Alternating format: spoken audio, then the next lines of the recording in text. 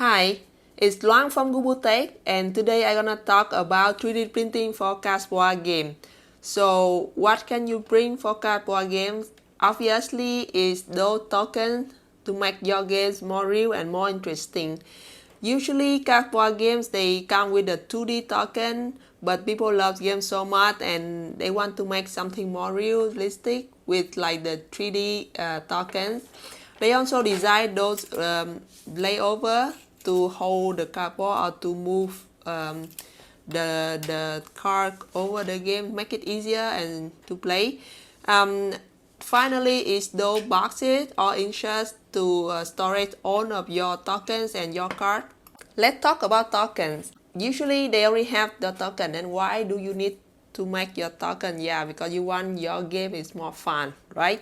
So you can either design your own token, which is the hard way. Not really hard actually, because you can do it with all the FreeCAD software or like Blender. But usually you can find them easily on Thingiverse because people already design them and make them and upload them there. You can just need to download them and print them. So the question is, what are the important things that you need to pay attention when you print 3D tokens? First of all, is the size. The tokens are usually small. They are 15 to 20 millimeters, like you can see here. In most cases, we have to scale down the size of the model on Thingiverse. What happens is that those models with like gun or cloth thin detail, when you scale it down, it becomes thinner than the diameter of the nozzle itself, so it could create some hole in the model. Like you can see here in my Prusa slicer, you can see holes on the cloth of the models. The second thing you need to pay attention to is the complexity. Those models with a lot of details like gun, hand, stretching arm, those things gonna make you some troubles in both printing and cleaning up later. So here are the tips to make the printing successful. First of all is the material. I suggest you go with PLA because it's much easier to print with PLA. For the detail and small object, they have better in the adhesion. And for token, you don't need them to be strong, you need them to be beautiful. For example, you can see here that the model that I print with Beji and the other I print with PLA, you can see that the Beji is not as sharpness, and it has some broken piece even because the adhesion between layers of Beji when you print it small size is not as good as PLA. The second thing you need to care about is the resolution of the model.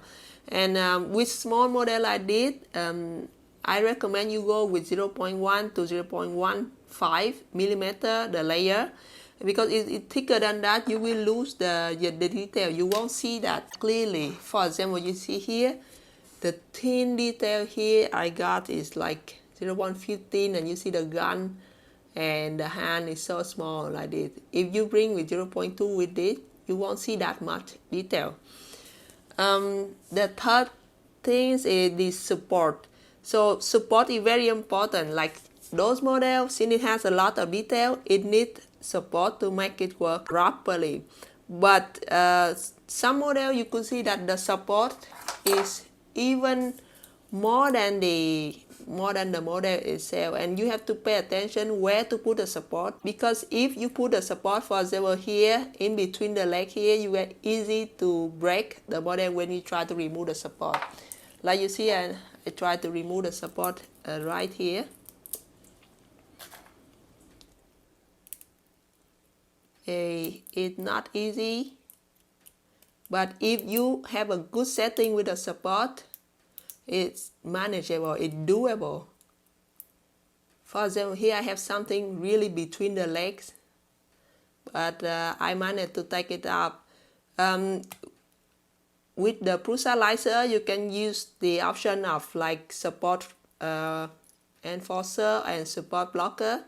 Those things would help you a lot, because you really don't want to put support in some critical position that could break your model when you remove it.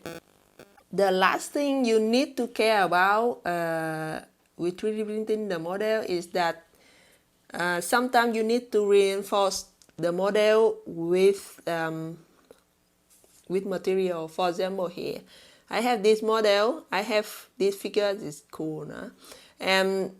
But the where it connects to the base, you see the leg here. When it connects to the base, it's very thin footprint, which make it easy to flip out when you remove the support or when you fix it.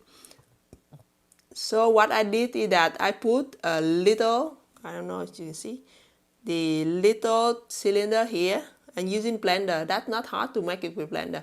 You put a little cylinder here, and then they become a much better footprint and keep the model on its base. So that's another thing. If you want to know how to edit simple editing with Blender, you can check on my video right here. Sometimes, just sometimes that you get some token. It's just a printed paper token, but you want to make it in 3D, but sometimes like you want to make it like just a little bit 2D and a half, like this one. So I use the little, you can see the photo here between this, the picture photo, the pictures of this, and the 3D that I make from that picture. So I use the little fan technique to make it kind of 2.5D pictures. Like you can see the diff inside this one, right?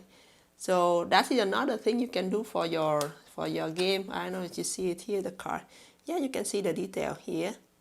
This is the token, and you can see here is the in the side, see the pictures of it, the original token, and this is what I make from that. So that's all about tokens. Now let's talk about the inserts and the storage box. These inserts, you can fit them into the original box of your games, and you can use them to store all of the tokens and your card. It also makes the setting game in the beginning much faster. So you can download this from internet, or you can make it yourself. In case you get some extension that you couldn't find the box online, you can ask some people to design for you, and you can design it yourself using FreeCAD or Blender. For example, here I have the box of the extension for the RIS 2280 games. And you can see here, it had to be big enough to fit the whole map on it, but it means that it cannot be fit on my small size 3D printer because it's a push size. The maximum you have is 250. What you can do is just split the box in 4 pieces, and then you can print them in small part, and then you can attach them together. Like you can see here, the box was cut in 4 parts, with each of the parts they have the compartment for the cards and the compartment for the tokens. And then I can just simply assemble them together using screw right here. Those are things you can 3D print for Cashboard game. I hope you enjoyed the video and subscribe to my channel. It encourages me to continue with other videos. And if you have any questions, just let me know right in the comment section, and I will try my best to help. Happy making!